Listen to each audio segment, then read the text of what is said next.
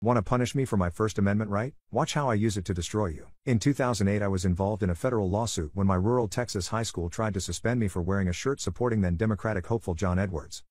Hindsight is 2020. They said it was a violation of the dress code, which was only ever selectively enforced. My parents had my back and agreed that it was, to quote my very white dad, redneck cracker nonsense. I'll never forget during the initial meeting when my principal called in a school board member. He said that if I got suspended I would probably get kicked off the football team, and that could hurt me getting into college. It didn't matter. I was a miserable player and a smart kid, so it wasn't going to be what took me to college. But the slimy fake concern as he tried to leverage my future against my speech is something I'll never forget. Anyway, as the case goes on, the squeeze gets tighter. First they have the football coaches try to get me to drop it, having the football coaches talk about how my selfishness means that they can't wear Fellowship of Christian Athlete shirts anymore, trying to embarrass me in front of the team.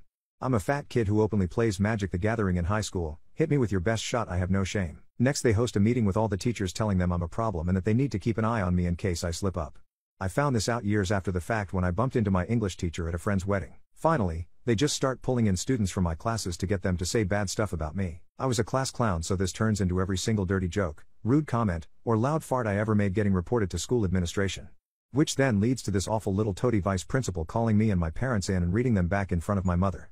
That one stung. My parents still knew it was bullshit, but who wants their locker room jokes aired in front of their mom? They used this as pretext to expel me for 6 weeks, citing inappropriate intimate conduct. They shoved me into the disciplinary alternative education program, and I am effing steaming. The program is basically where they warehouse kids with emotional problems they can't handle. You just sit in a room in a refurbished insane asylum and can't do anything but read or use the computer for monitored educational purposes.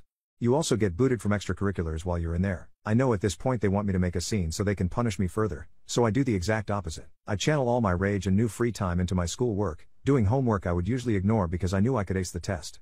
Now I'm doing both and my GPA is climbing. I start looking into scholarships and find a bunch that are really interested in political activism, and guess who now knows a little bit about that? I apply and rip my school a new butthole in every one. Then, I work with my dad and we find an attorney who will take our case pro bono, which means while the school bleeds fees it doesn't cost us anything to keep it in court. I spent those weeks like a monk, motivated entirely by spite, doing everything I could to make their bullshit work for me. I got out, got back on all my teams, and ended up applying for a prestigious honors program at my dream school. Not only did I get in, but I got way more financial support than I thought I would.